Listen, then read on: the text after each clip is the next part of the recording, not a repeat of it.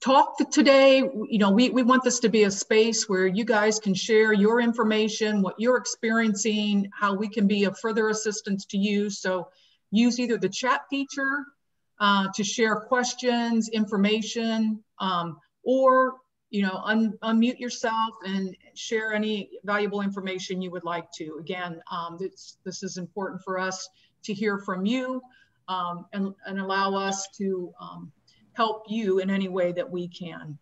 So with that being said, welcome to those that have recently joined us. We're just now getting kicked off. Our agenda, again, we'll cover some, just to find out what's happening out there around supporting the COVID-19 messaging. We want to kind of know, what are you guys experiencing? We've got an individual on our call today that's going to share her experience and how they created some messaging. We'll then kick into some good news and start talking about valuing your team. Again, we hope to share some general information as well as some resources that you can use as you continue to create messaging to get out there on Quillo to express your appreciation and acknowledgement of team members. Of course, we'll give you some highlights of some key videos for your own self-care. And I highly encourage you, just go out to your Quillo page, take a look at those. I know for me today, I looked at 3 of them and I just thought, you know what? That was just a nice, relaxing 3 minutes. So we hope that we're going to give you some ideas on what are some of the videos we have out there, and maybe you share them in a staff meeting. And then we'll wrap up and talk a little bit more about February and what we have going for the next Quillo Nation call then.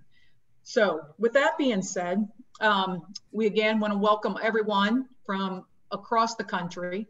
So let's do this in the chat. Go ahead and just indicate what states we have folks from. You can see on the map here the states that are highlighted in this bluish green color is where folks are from. So again, out in Minnesota, I know we've got people in Indiana, we've got Arkansas.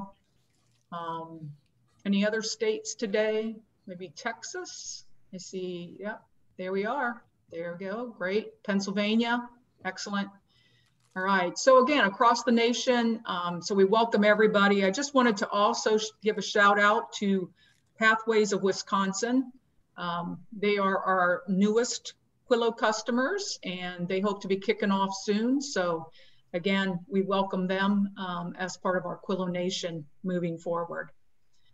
So with that being said, again, really hope everyone will continue to contribute to today's conversation, because we wanted to kick off with taking a moment to talk about a topic that is definitely being discussed a lot and is really a priority, I think, for all of us right now. And that's the COVID-19 vaccine and supporting any messaging going out, helping direct support professionals, individuals know how to receive the vaccine. So let's just do, again, a quick poll by using the chat feature. I got 2 questions. So it's a simple, just respond yes or no. The first question is your organization providing opportunities for direct support professionals to receive the vaccine at the moment? Just type in yes or no. See lots of yeses coming up here. Great. Awesome. Okay. Looks like this is a key priority for everybody. Okay. Great. Okay, so the next question is, did your organization provide any special messaging to assist direct support professionals in being informed, making the decision to receive the vaccine or not? Just kind of curious, if, again, yes or no to that question. Did you provide messaging? Great. Looks like we've got several folks that did. Excellent. Okay. So we're all probably having different experiences with how that is actually taking place. And we know that there's a lot of different resources that are out there. People have concerns about taking the vaccine or not. And I know that there's many informational videos that can give you just the facts, as well as there's other videos that are being created to kind of play more to the emotions of individuals. And sometimes that's what might move someone to do something a little differently. So one of the things that we did was decided that we would put together some of the resources we have found to be helpful. And here is some of the video resources that we've identified that might be helpful if, again, you're looking to help share this information with direct support professionals who are a little concerned if you've got other issues in your organization taking place. But what I'd like to do is kind of kick it off. The COVID vaccine panel discussion with the Arkansas Support Network is actually one of our subscribers. And we have Syard here with us today, who had a little different experience. And I just wanted her to kind of share her experience with rolling out the vaccine in her organization, and then open it up and kind of hear, are we hearing the same type of experience from other organizations? And what are we doing to help provide the information people need to move forward with decisions? So Syard, are you with us today? Can you? Yes, I'm here. Great. So share a little bit with everyone around what was your experience in your organization with trying to roll out the vaccine for folks. Yeah, just to start with a little bit of context. So we are a statewide service provider in Arkansas. We provide supports all across the state and have a workforce of about 800 employees. Probably 92 to 95% of those folks are direct support professionals, and the vast majority of them, work in people's homes down, 5 miles down dirt roads in rural Arkansas, and we don't see them on a regular basis. And that's always a challenge to kind of how you connect with your workforce and how we build culture and how we maintain our values. And so that's certainly been a factor in this conversation as well. We started 3 or 4 weeks ago. When we first started, we worked really hard with some of our state systems to try to make sure that we were influencing the priority structures and making sure that DSPs were going to be included in priority statuses early on, and spent a whole lot of time focusing on that. And then almost in the blink of an eye, that moved. We worked for about a month and a half trying to influence that, really not getting a lot of feedback. And then one day, it clicked and we were there, and vaccines were coming in very short order. And so about 3 weeks ago, a little bit longer than that, I had a meeting with some folks on a Wednesday where it was said in that meeting, we have no idea when we're actually going to get vaccines. We've gotten some assurance that we're included, at least our DSPs are included in priority definitions, but we don't know when that's going to happen. We got a phone call the next day on a Thursday from a pharmacy partner. That's one of the things that we spent a lot of time on initially, was just getting on pharmacies' lists and letting them know, hey, we don't know when it's coming, but when it comes, we're here. And we have a lot of people that need to be vaccinated. And so that following day on a Thursday, we got a phone call that said, we've got 80 doses that will be here on Tuesday of next week. We're going to show up at one of your statewide offices and administer those. Those are all reserved for you. And the reason why they secured 80 doses for us was because in our preparation conversation, we had said to them that we have 80 employees that work out of that office. And so that was on Thursday. We went to work immediately contacting people to say, great news. There is a vaccine with your name on it, and you just have to show up between 9 and noon on Tuesday next week, and we'll give it to you. And that was really, really a wake-up call, right out of the gate, a wake-up call that we were not prepared for. We eventually convinced 27 people out of that 80-person office to get vaccinated. But we also worked really hard to spread, beyond just that office. We started contacting, other statewide offices. We started contacting some of those folks that live 5 miles down a dirt road, who would have just as long of a travel to their main office as they would that office. We started contacting managers and licensed homes, and the no's just kept coming. People just kept declining. And so the first action step that we took is that I reached out to our nursing staff. We have an RN and an LPN on staff. And I said, okay, I know what I'm about to ask you, and I'm sorry. But I would like you to personally reach out to every single person that's declined and just do a check-in with them, right? Just want to make sure if you have any questions, if we can answer it, kind of get a sense of what's motivating your decision, because these are short opportunities. And we, at that point, we were the first community-based provider in the state that was getting access. We had done a lot of groundwork to secure that. And so we wanted people to understand that this is an opportunity that other people would really like to have. And we want to make sure that we know what you're declining, if you continue to decline. And that was beneficial for a handful of people, which in my opinion makes it worth it. I'm sure our nurses agree, even though they had to take the brunt of the people who adamantly opposed and were not thrilled about being second guessed on their opposition. But it was also really beneficial for us because it gave us a lot of insight into what people were thinking and what they were feeling and what was motivating those decisions. And what we heard were that people were really afraid.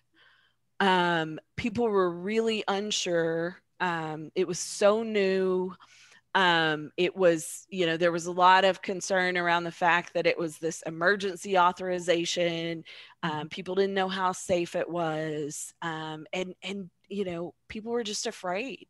There was tons of fear. And what I picked up kind of in some of those conversations early on was that there seems to be this misunderstanding or misconception that people that were willing to sign up and get a vaccine didn't have any of that, right? Like, I'm not like those people. I don't have a lot of confidence in it. And what we found are that the people that were showing up and did show up and go get vaccinated had the same fears, that the concerns were very, very similar. And so we went through that process. We spent a lot of time really talking about how we executed that first vaccine clinic. We felt like that there was a big opportunity there. If we can, do this the right way, alleviate some of the concerns, be really organized in the rollout of it, because we knew once it started kind of flowing on a larger level, we wouldn't have that same control and wouldn't be able to really address some people's fears with the process.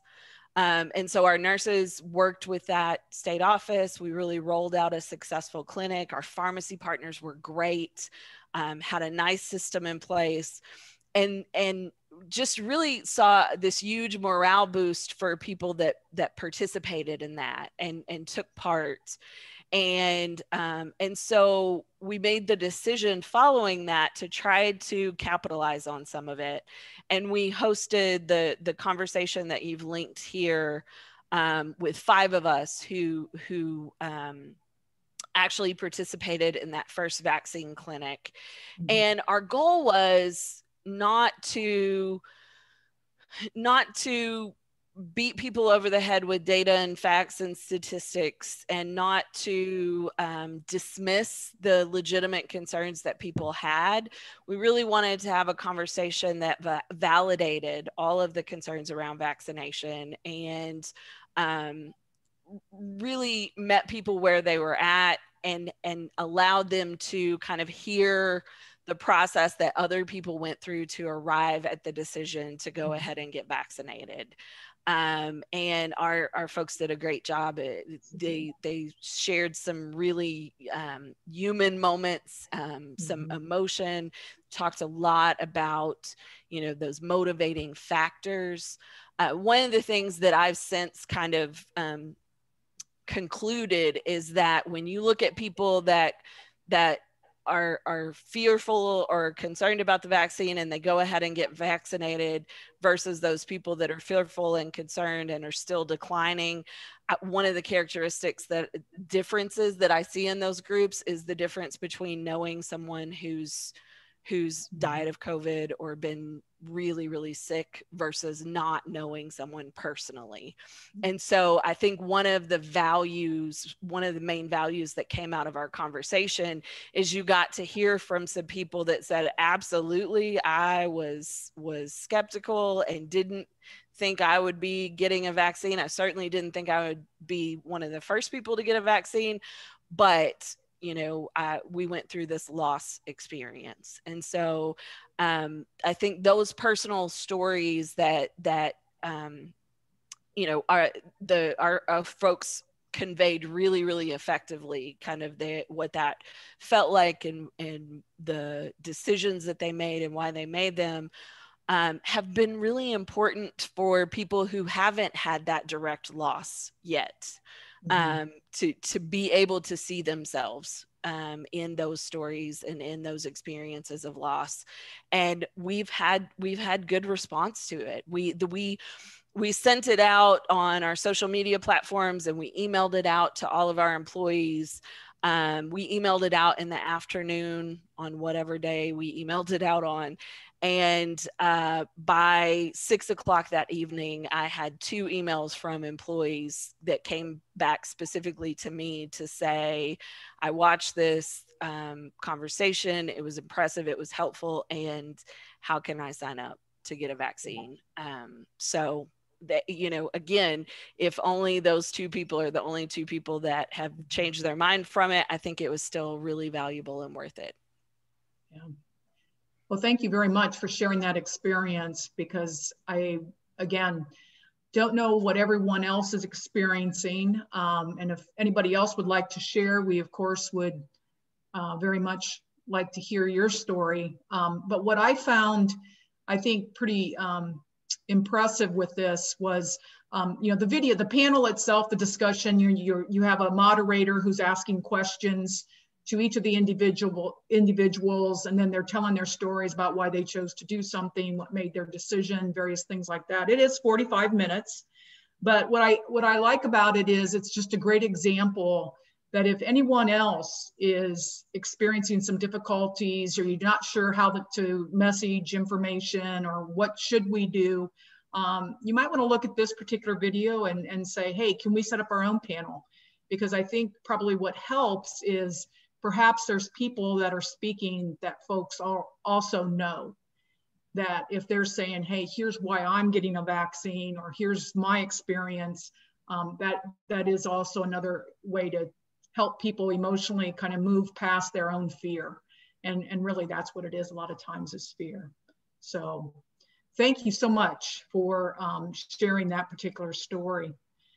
Anybody else have any questions or comments relative to your experiences and what's taking place in your organizations? Are you experiencing the same type of thing where people have this fear about it? Anyone? I think there's been a lot of disinformation out there for so long. And, you know, I've had staff who've said they didn't want it. I've had other staff that said, gimme. I had a staff who said he didn't want it. Then he kind of got sick and it tested negative. And now he's like, yes, I want it. So I think fighting that, you know, really explaining to folks hopefully will help. But there's just been such an atmosphere of distrust built that it's very difficult to get through.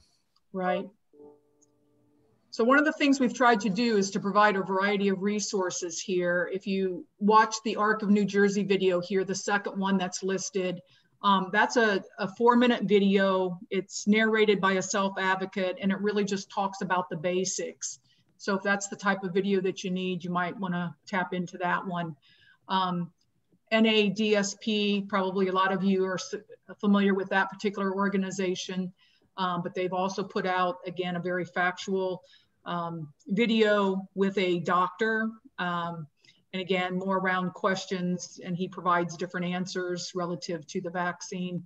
And then the last one is from Indiana. It's done by the self-advocates group here, but it is self-advocates talking about, you know, why the vaccine is important and what their experiences has been. So we've tried to give you a variety of different resources here. And again, each organization has to decide what type of messaging you put out. But even putting small reminders, other information, even on Quillo, could make a difference for someone. Any other thoughts or comments around this particular topic? Sue, I would just add one thing, and I think it's been really important to us from the beginning of the pandemic. That's really kind of helped us determine how we need to message, and that is, I would just encourage all, particularly providers and provider leadership, you know, make sure that you're creating those mechanisms to listen to your DSPs specifically. We've used an employee survey system that we started. I think we sent the first one out in May. And have followed up kind of through the pandemic. And what we find is that you know, they reinforce the things that we're doing that are helpful and work well, and then they also just those anonymous surveys give us some real insight into what the barriers are, what the attitudes and the fears and the challenges are that have been really essential in helping us be able to communicate good messaging. Again, you know, our challenge is that these aren't folks that we have access to have a one-on-one conversation with on a regular basis. And so those surveys have been really instrumental to kind of help us keep that messaging focused on what our employees need. Yeah, great. Good points. And Sharon, thank you very much for adding in the comments. If people want to pull that up, they've done a fantastic job of getting folks vaccinated. They've got another round coming up, it looks like. And again, did a similar message, 15 minutes FAQ with their director of nursing and a DSP. And then a 1-hour interactive Q&A. Wow, excellent, great ideas. So great. Anything you want to add to that, Sharon?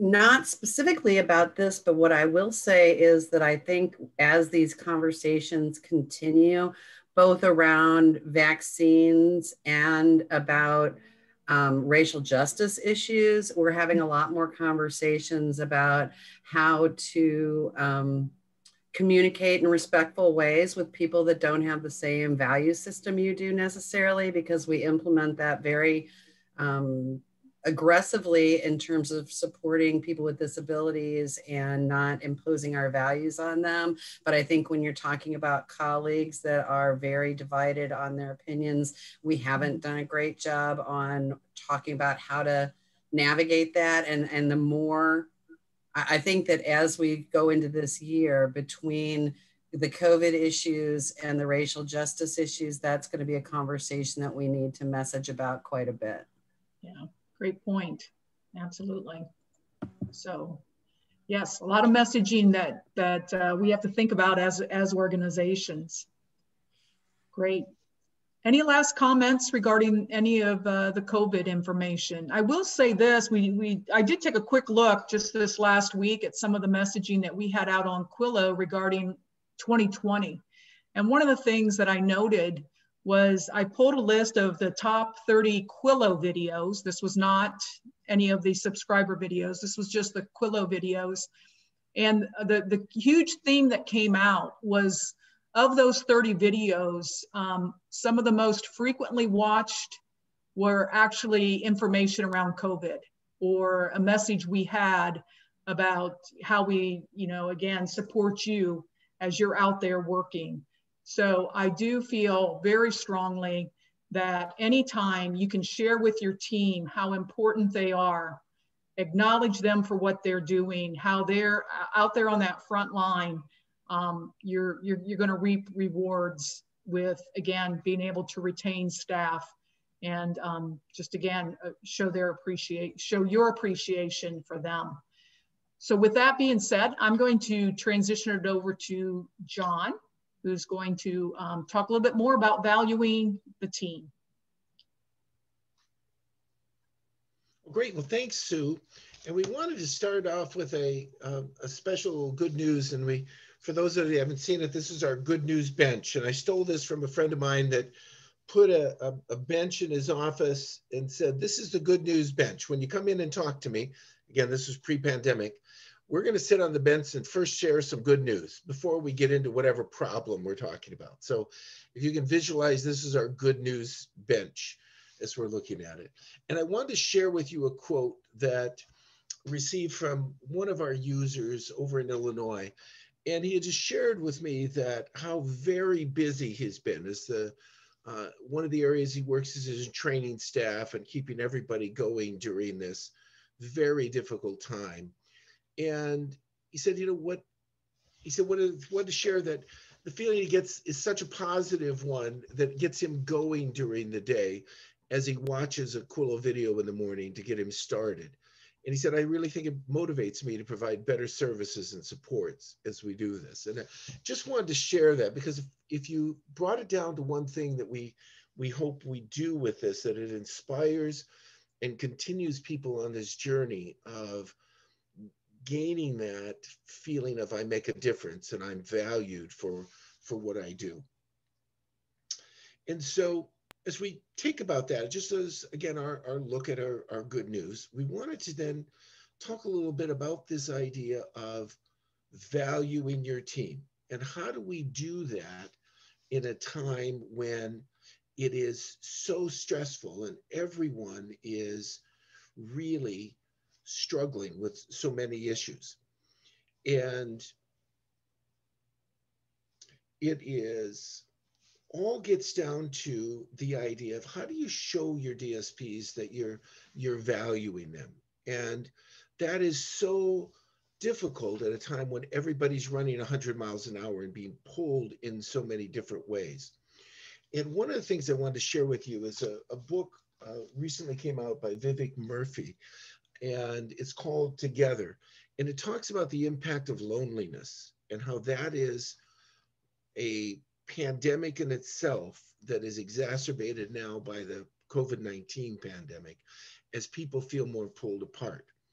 And so as we talk about folks being valued and being part of the organization and something they belong to, I wanted to make some suggestions on some topics that could be great ways to, again, make people feel that and breaking that down.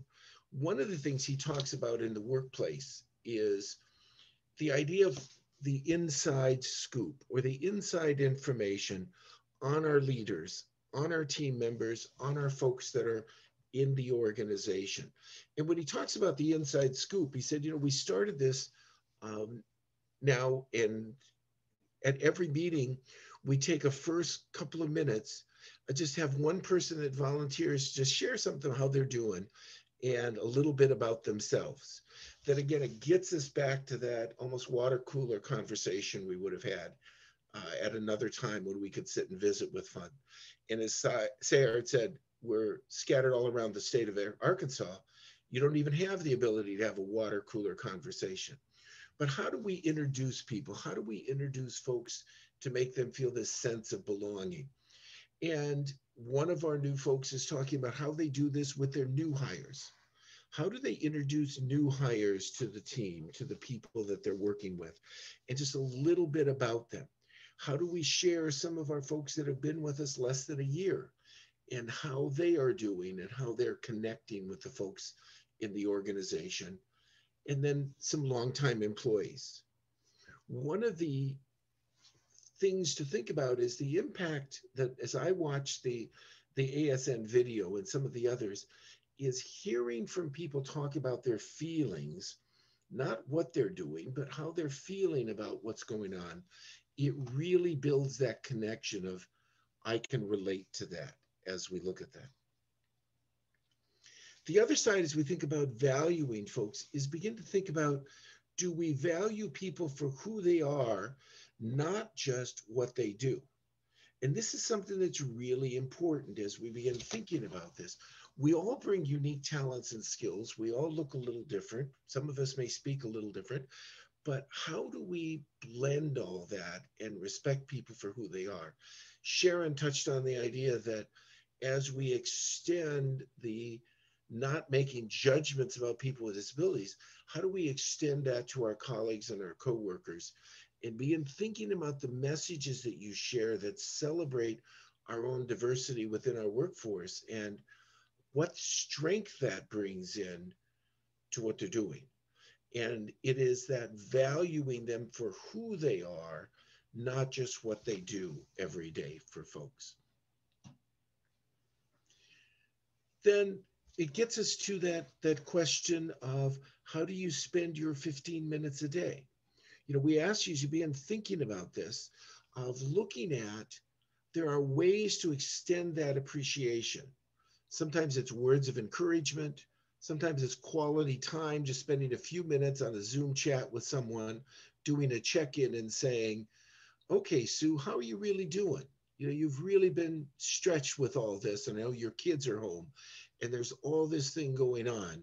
How are you doing? That spending a little quality time with folks can reap some huge benefits for folks. The idea of help and service. How can you help somebody get through something that they're doing? A lot of organizations have gone to some tangible awards to just say thank you, some gift cards, some special appreciation. And this one's hard in a pandemic. The idea of touch. How do we touch people electronically when we can't give somebody a hug or a pat on the back? Again, with so many people being stretched out now and separated, how do we bring these languages to bear in the messaging that we want to do? And that becomes a really key thing as you begin thinking about each of these, that we can start thinking about those pieces and how do they come together. The last thing that I wanted to touch on is you as leaders, and that messaging comes from the top. One of the things we hear over and over again from our users is how important it is to hear from leadership in these short messages, even when we don't have all the answers, even when we're not sure what the next phase is going to be and what's going to happen. That message from leadership becomes really important, of being part of something and feeling in the know. And I don't know if Bethany is in on the call today. She was going to try to make it. She shared with me that just one feedback she got that got her interested in Quillo was 3 of her managers say, well, we never hear from you. We don't get to talk to you as much as we used to. And she covers 14 counties in her agency.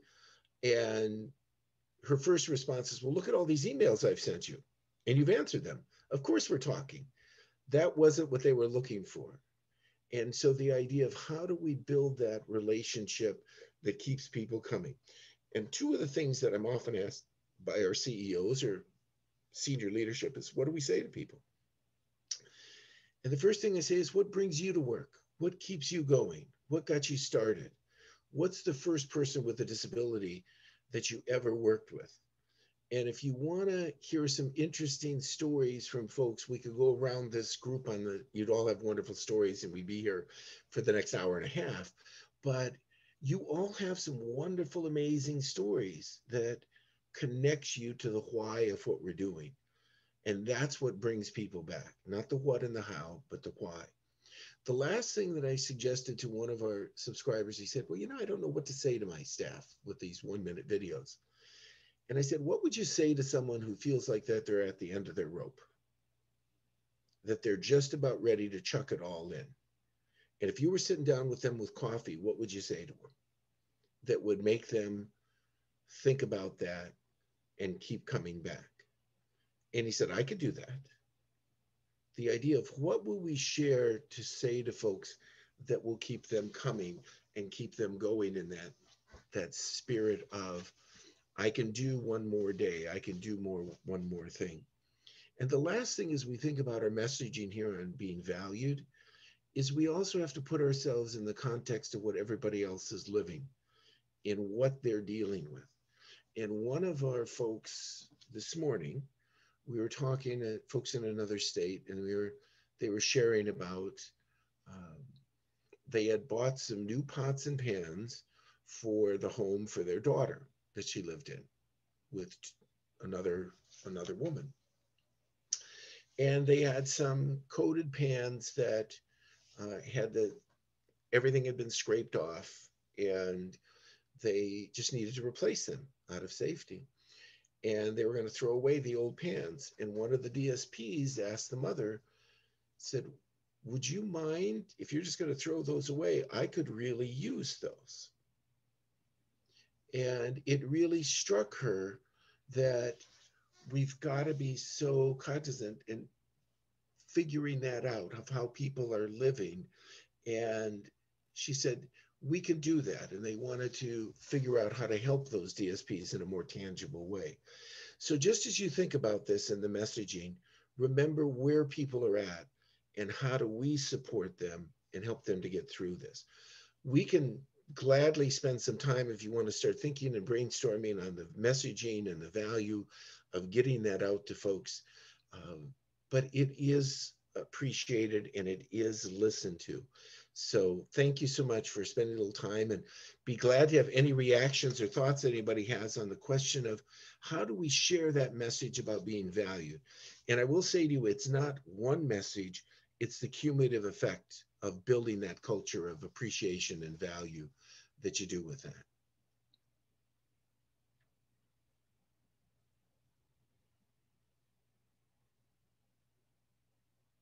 Okay, thanks everybody.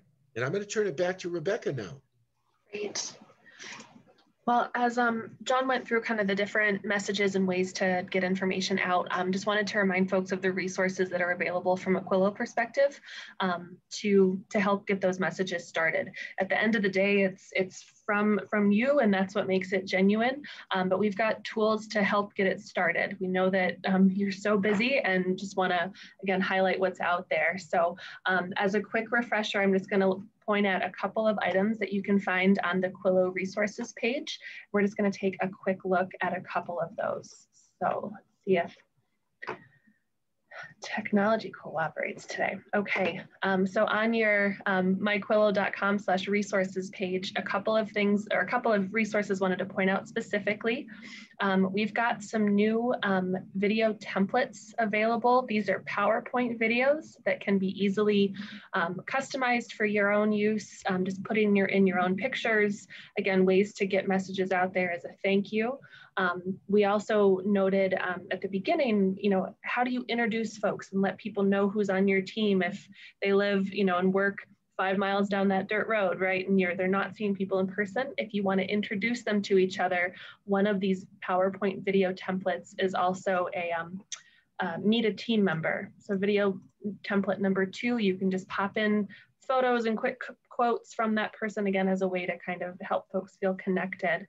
But the last one to point out that, again, we'll send all these links specifically in the follow-up here, but this Quillo Intro to DSPs template is a great way if you are kind of reintroducing Quillo to folks on your team. It's a Word doc that, again, can be customized to your organization. Pop your logo in here, organization name. You can change this text as you need to, but it kind of gives the quick overview of what Quillo is and why your organization is investing in Quillo and really investing in your staff. So just a little plug for what's out there. I'd also, ask if there is anything else that you need, a template on another topic or another resource or flyer that you have an idea for, but just don't have the time to put it together. If there's something that we can help with, there's a good chance it'd be used by another group anyway. So we're more than happy to help create those other tools and resources, work with you on that if that would be helpful. So I see a note came in from Dave too about how recognizing specific things people bring to the team, workforce, people we serve for each person is a great way to let them know that it's been noticed and appreciated. I agree, that's a great way to be specific in our appreciation. So that was just a quick overview and reminder again of the resources out there. Any questions on that as we continue on? Okay. By all means, feel free to drop a note in the chat or drop me an email. I'll add my email here if there's anything else, you know, from a content or resources perspective that we can help out with. So, otherwise, as we steer towards a close here, wanted to, oh, and John noted, yeah, that a thank you coming from parents or self-advocates is another great way to drive that message home. So we wanted to do a quick tech check to see how the push notifications are coming along. We're getting more and more notices that they are chipping their way through, but it's still not 100% across the board. If you wouldn't mind dropping a yes or a no in the chat and what type of phone you have. If it's either an Apple or an Android, we're just kind of getting a quick pulse of, are you receiving the push notification? So not the text, but the little red Q on your phone on a daily basis. If you wouldn't mind popping that in the chat. Great, see we've got some coming in, iPhone users, yes and no. So our developers are getting really close to a solution on that. So thank you for your flexibility and patience as we continue to see that rolled out. And we should be in the clear in the coming weeks here. So great. Alrighty. Lastly here, we've just got, you know, our moment for self-care. This is actually acknowledging the 5 videos. You might have seen these listed in our Quillo Minute last week that are videos that really get to how we can value folks and thank them and appreciate them. So some suggestions to share with your teams, but also when you have a chance to soak it in yourself for the great work that you're doing as well. That this appreciation and, you know, seeing all the unique and specific things that you each do, these messages are for you as well. So, so just a couple of suggestions there. So, and then just wanted to, it's, as Sue mentioned, it's already the 21st of January. And as we head into the coming months, just wanted to give a quick heads up of what's coming next. I'm going to flip this and put the question at the end here, but as you're scheduling or maybe planning out any messages for Quillo or for your folks in other ways, a reminder that February is Black History Month. We have a new series you might have seen last fall with an individual talking about her experience as a Black DSP, and we'll be lifting that up in a couple other messages on Black History Month next month. And then looking a couple months ahead here, that March is Disability Awareness Month as well as Down Syndrome Awareness Month. So just a heads up, that feels like that's coming right around the corner. So, and then lastly, this, our Quillo team has been considering how we help reach folks who may not have been on the app in a little while and let them know kind of what's out there. We actually officially hit 1,000 videos on the app today, which was very exciting. And just to note that there's a lot for folks to explore, and maybe they're not aware of, you know, the videos out there. We've toyed with the idea of setting up basically a direct email from Quillo to Quillo users, but wanted to check in with you all first to see if you think that's a good idea, if you're okay with us contacting your folks directly, or if there's, you know, yeah, just any thoughts on that. So, okay, if we were to drop an email from Quillo to our users, it would be a kind of a splash message of, hi there, here's what you're missing, sort of thing. Feel free to unmute or just drop a yay or nay in the chat or message us separately if that helps. We were going to target the end of January or early Feb to do that. So great. I'm seeing a couple thumbs up from the chat, which is great. Cool. Okay. Well, if there's nothing else, our next call is going to be February 18th. We're going to be focusing on the topic of connections and how we are staying connected to people, whether it's in person or from afar. So questions or comments from Quillo Nation or from my Quillo colleagues as we wrap up today?